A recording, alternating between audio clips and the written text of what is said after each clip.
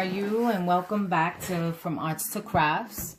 I am Divine, and I am actually trying something very new with you right now. Meaning, I did not do this project before I got with you. Okay? So, we are actually going to do this together. I bought a frame. Really nice frame. I'm gonna say this is about a 5x6 size, and there's 1, 2, 3, 4, 5. Now, I could have bought this and left it this way, but one, I'm a photographer and I wanted my own pictures on these spaces. But I've had this frame for so long that now I've accumulated a bunch of scrapbook paper that I think is like just as nice as a photograph. And what I'm going to do right now is I'm going to size my scrapbook paper to fit these flat kind of plates on the frame.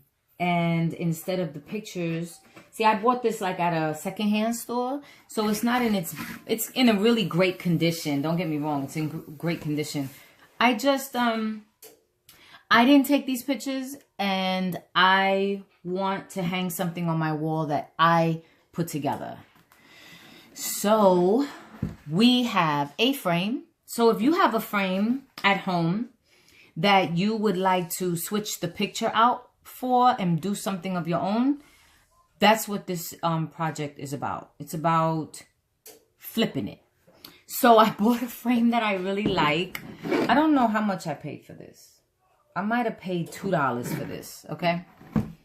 And then we have our paintbrush, see, paintbrush, sponge, paint sponge, with our Mod Podge, okay? And we're gonna go ahead and put the Mod Podge on here, and then we're going to put our scrapbook paper on the piece. Now, I do have a ruler, so we can rule out our scrapbook paper.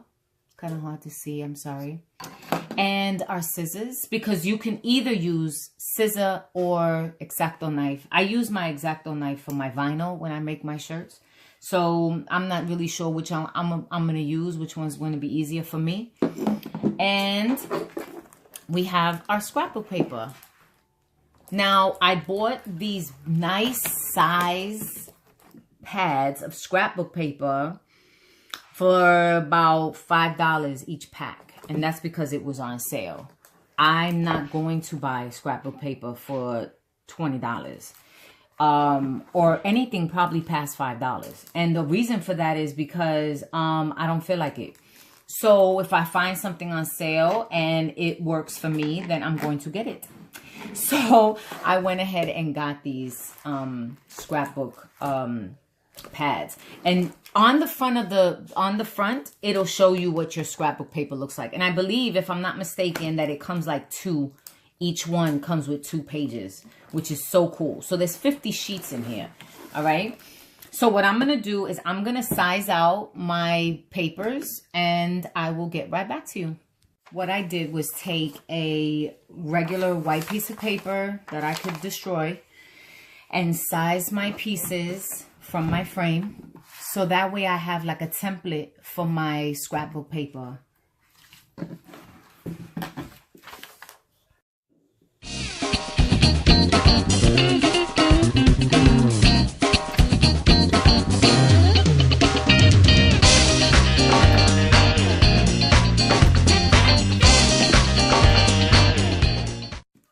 I just cut off my first piece of scrapbook paper, and I sized it to my my frame plate, and I'm having the hardest time taking this Mod Podge off because it's stuck from all the stuff I was doing.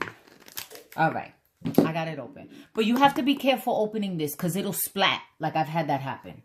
All right. All right, everybody. Okay, so we have our Mod Podge, and we have our frame and our scrapbook paper. So I chose the scrapbook paper. Oh, let me show you because I want you to see the bigger picture. So this was a typewriter. Beautiful Absolutely beautiful photograph. Great. I mean, beautiful, right? So what I did was I just kind of took my time around the photo to see which part of the photo I wanted to cut out onto my frame. And I chose the corner piece of the typewriter with some paper and some buttons. All right. So I'm going to go ahead and Mod Podge this, and then I'm going to cut out another one, and then we're going to go from there. Now, the size of my piece is not going to be the size for your piece, which is why I'm not sharing the size of the piece I used.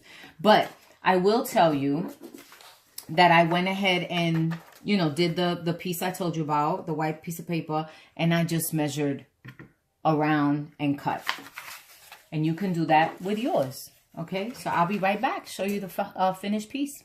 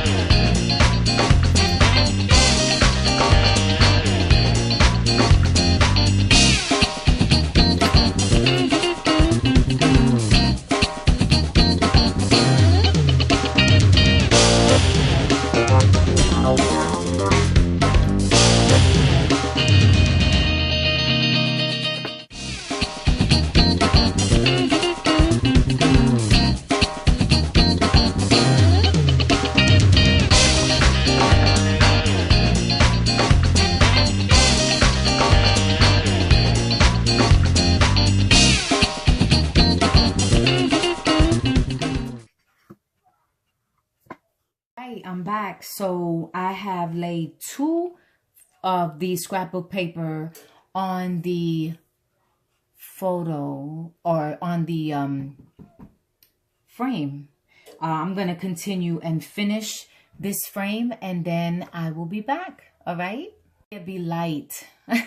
I had light just before I started this video, and now it's like it's mad dark. So there's a couple of things I wanted to tell you about this, and now that you can see it in a brighter light, you see my typewriter and if I wanted to leave it like this, I could. I still consider it an original piece, but I'm going for something here, you know. It's a black and white frame with black and white pictures, which is fine. I love black and white, but I do want to see some color.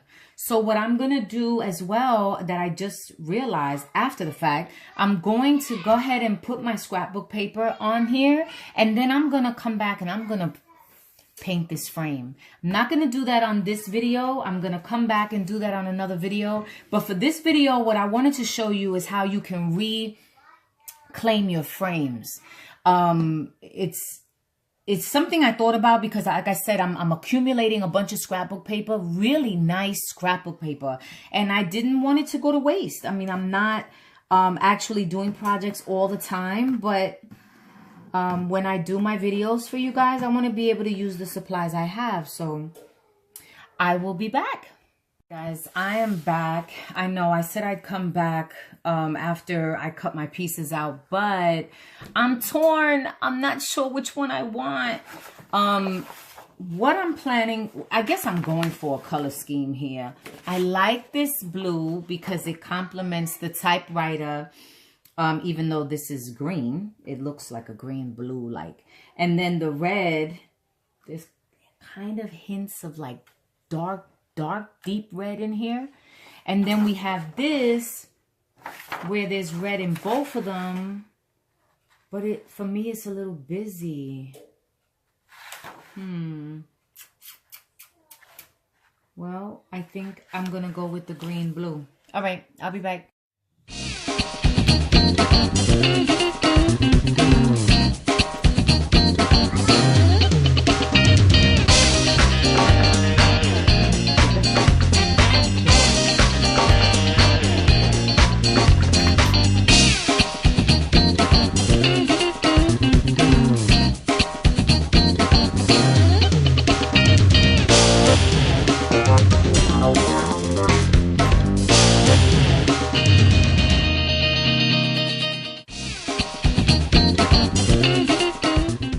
Everybody, I'm back, and I am done putting on my scrapbook paper. So I hope you like it. I hope this was inspiring for you. You probably have frames laying all over the house, right?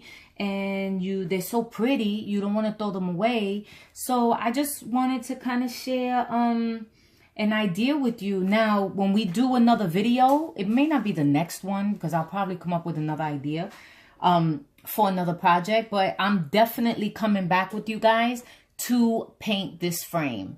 Another thing, I told you that I'm a beginner, totally a beginner. Therefore, I don't know measurement. if it's past an inch, I don't know these little lines. So look, I'm straight up. And if you're watching this video, you probably already know your measurements. So I don't have to go into all of that with you.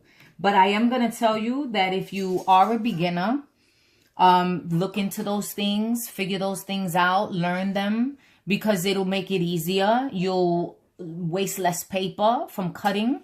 I did decide to use my Exacto knife. You probably noticed that in the video. And I did that because I've just been so used to using it. And sometimes, well, I can't even say this, but I was going to say sometimes my scissors get it more accurate than the Exacto knife.